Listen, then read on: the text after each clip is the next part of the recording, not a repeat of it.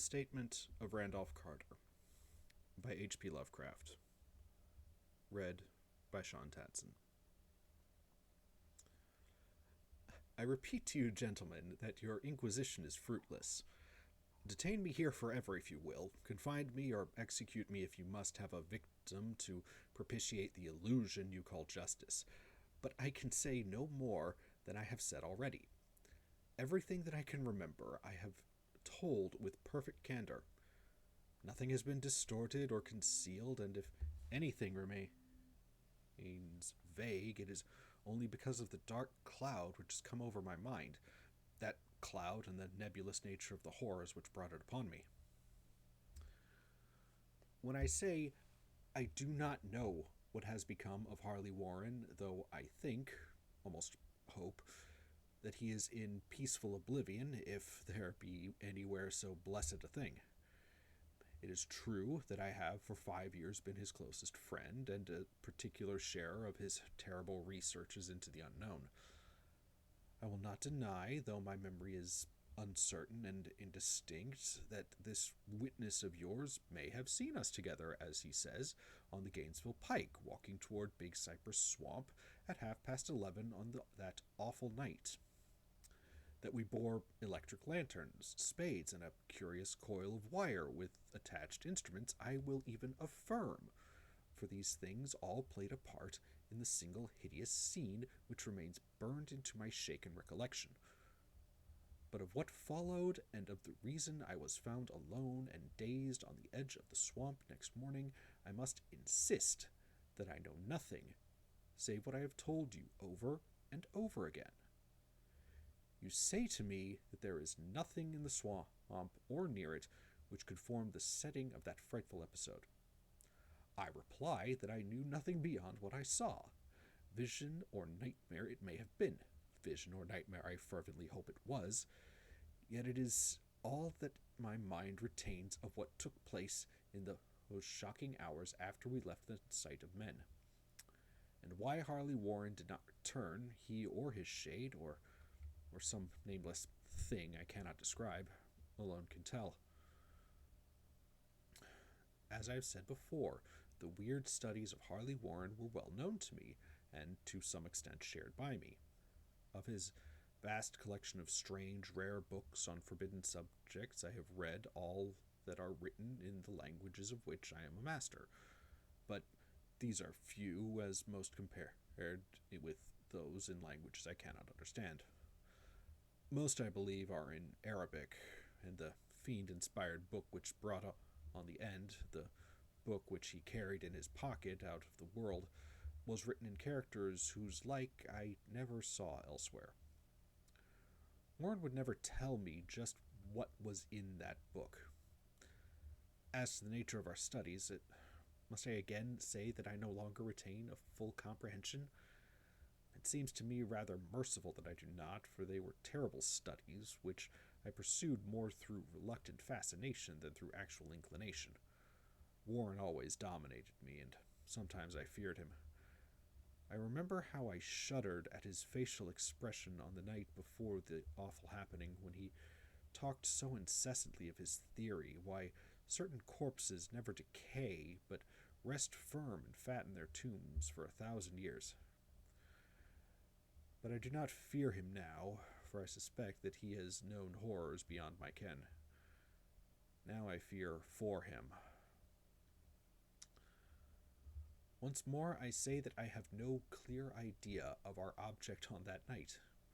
Certainly it was much to do with something in the book which Warren carried with him, that ancient book in undecipherable characters which I had come to him from India a month before, but I swear I do not know what it was that we expected to find. Your witness says he saw us at 11:30 on the Gainesville Pike, headed for Big Cypress Swamp. This is probably true, but I have no distinct memory of it. The picture seared into my soul is of one scene only. The hour must have been long after midnight, for a waning crescent moon was high in the vaporous heavens.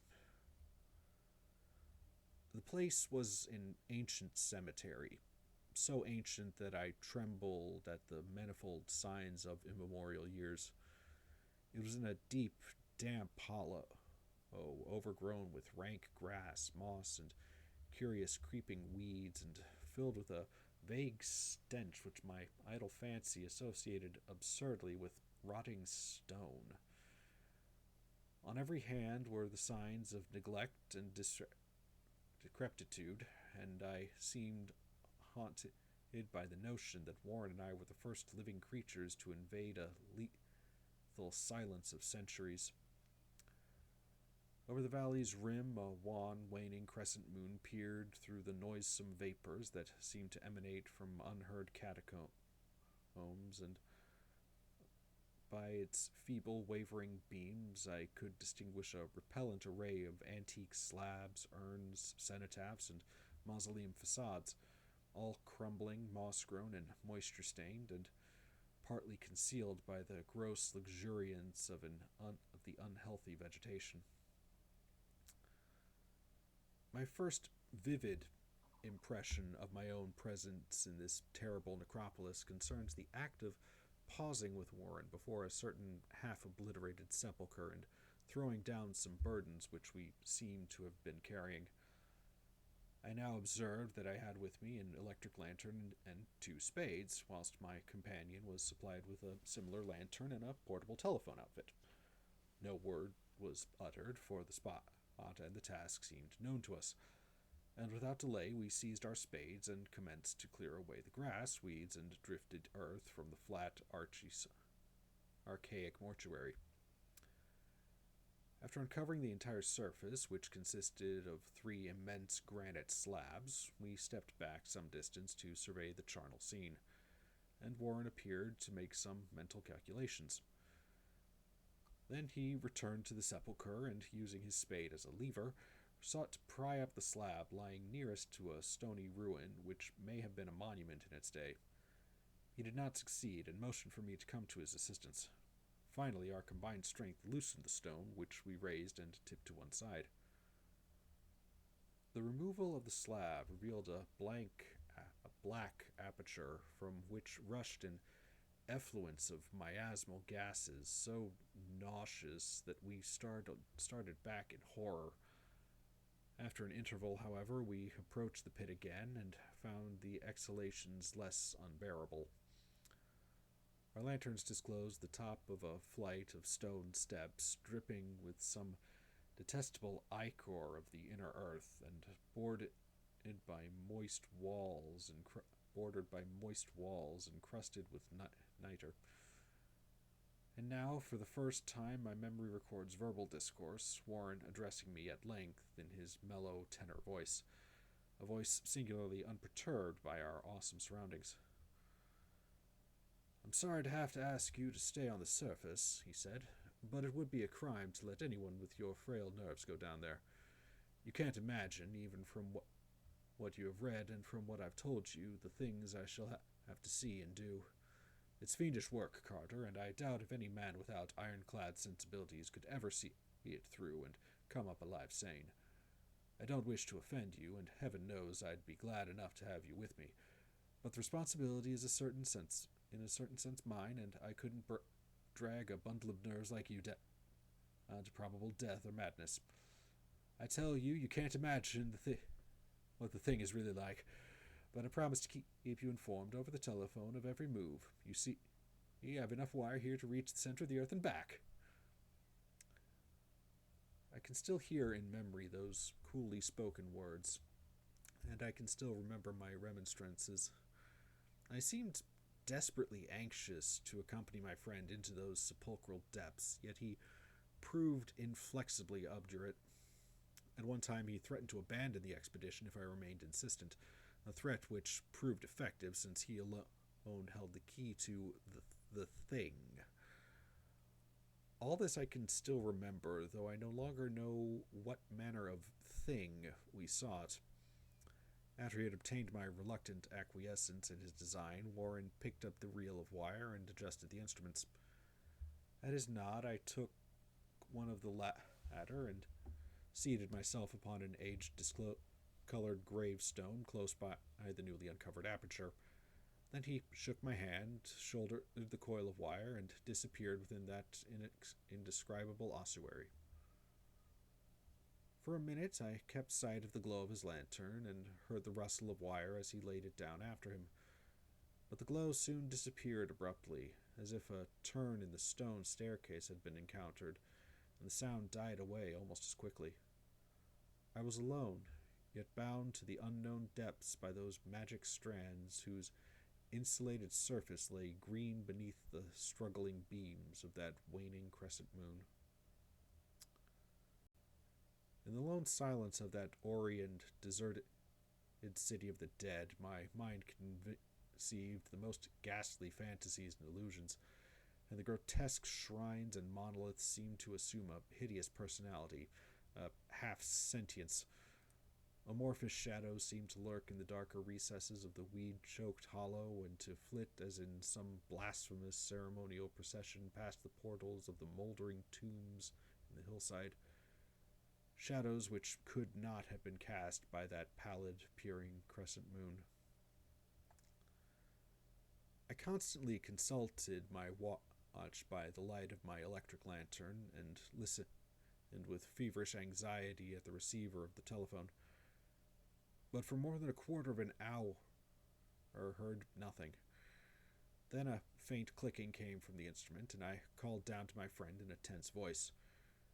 Apprehensive as I was nevertheless unprepared for the words which came up from that uncanny vault in accents more alarmed and quavering than any I had heard before from Harley Warren.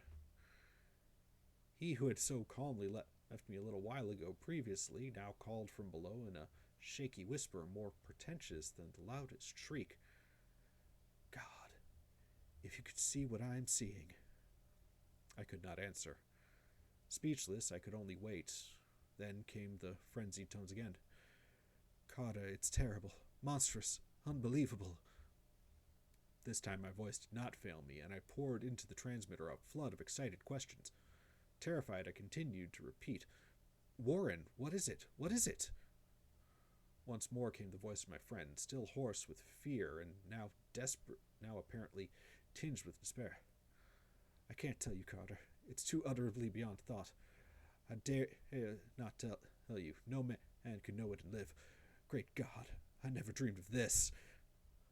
Stillness again, save for my now incoherent torrent of shuddering inquiry. Then the voice of Warren in a pitch of wilder consternation. Carter, for the love of God, put back the slab and get out of this if you can. Quick, leave everything else and make for the outside. It's your only chance. Do as I say and don't ask me to explain.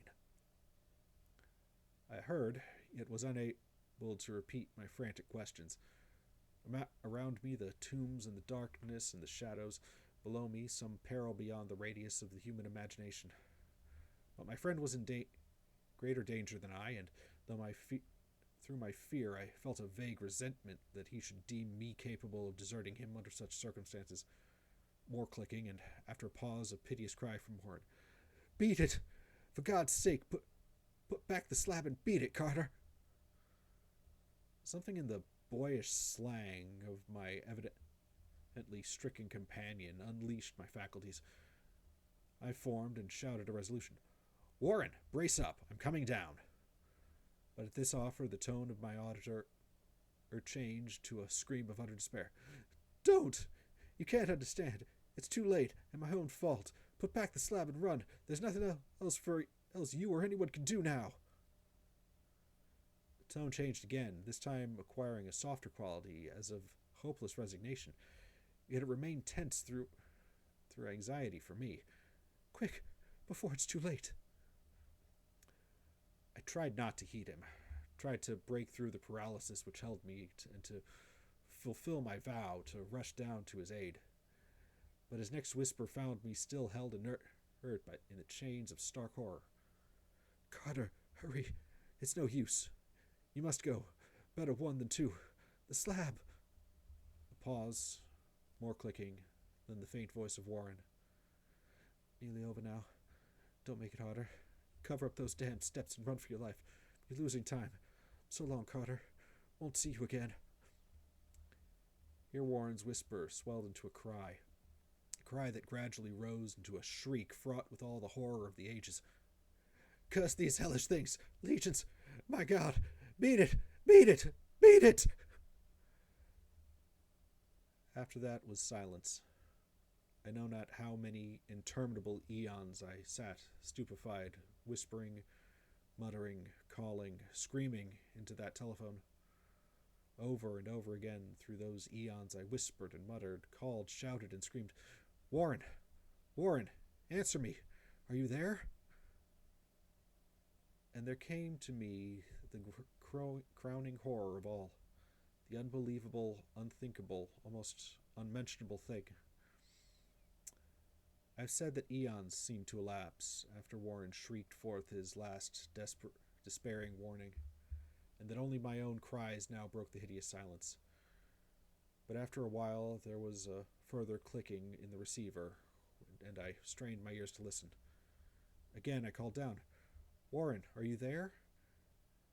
And an answer heard the thing, which has brought this cloud over my mind.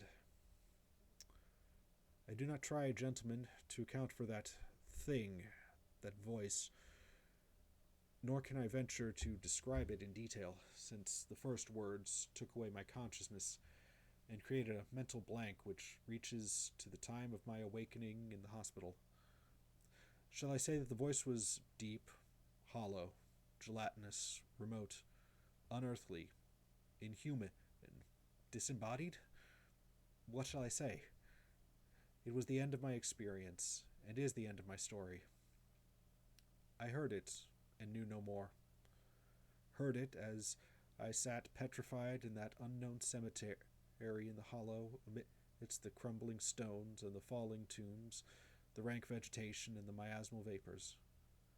Heard it well up from the innermost depths of that damnable open sepulchre as I watched amorphous, necrophagous shadows dance beneath an accursed waning moon. And this is what it said. You fool. Warren is dead.